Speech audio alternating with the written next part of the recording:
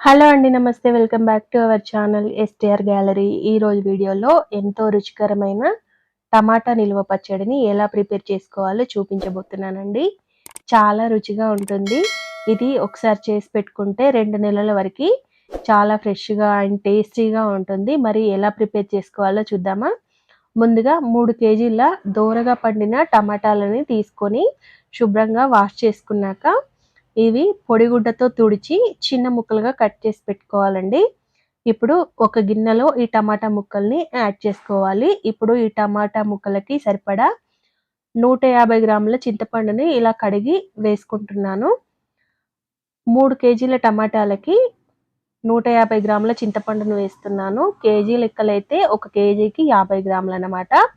ఇప్పుడు ఇలా వేసి నేను ఎలాంటి ఆయిల్ వేయకుండా ఇలాగే ఉడికించుకుంటున్నానండి. ఒక 10 నిమిషాల పాటు ఉడికాక చూసారా ఇందులో వాటర్ అనేది ఎలా ఊరిందో.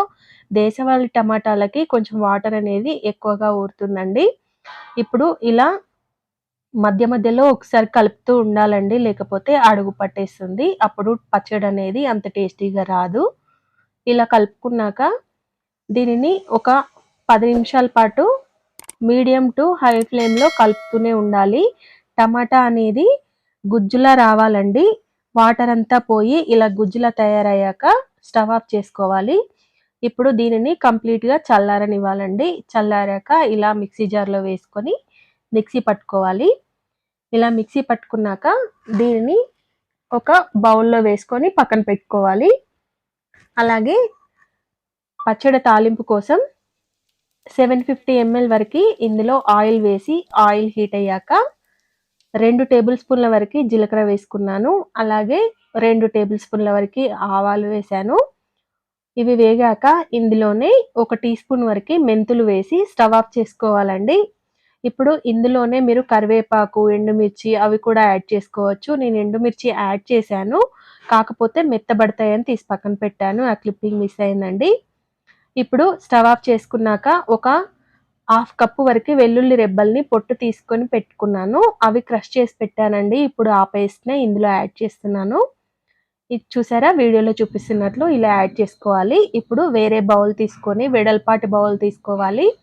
ఇందులో 50 గ్రాముల ఆవాలు అలాగే 20 గ్రాముల వరకు మెంతులు తీసుకొని డ్రై రోస్ట్ చేసి పొడి చేసి పెట్టుకున్నాను. ఇప్పుడు ఆ పొడిలో 200 గ్రాముల వరకు ఎండు కారం వేసి ఇలా బాగా కలుపుకోవాలి.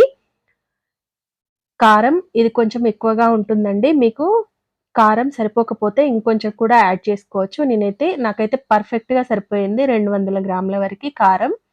ఇప్పుడు మనము ముందుగా వేడి చేసుకున్న ఆయిల్‌ని కొంచెం గోరువెచ్చగా అయ్యాక ఇందులో కలుపుకోవాలండి. ఇలా కలుపుకున్నాక మనం ముందుగా గ్రైండ్ చేసి పెట్టుకున్న టమాటా పేస్ట్ ఉంది కదా! అది ఇందులో యాడ్ చేసుకోవాలి. ఇందులో యాడ్ చేసుకున్నాక పచ్చడికి సరిపడా ఉప్పు వేసుకోవాలండి ఇక్కడ. 200 గ్రాముల వరకు నాకు ఉప్పు పట్టింది. నేను ఇందులో వేసిన కారంలో కూడా ఉప్పు ఉందండి. మేము కారంలో ఉప్పు కలుపుకుంటాము.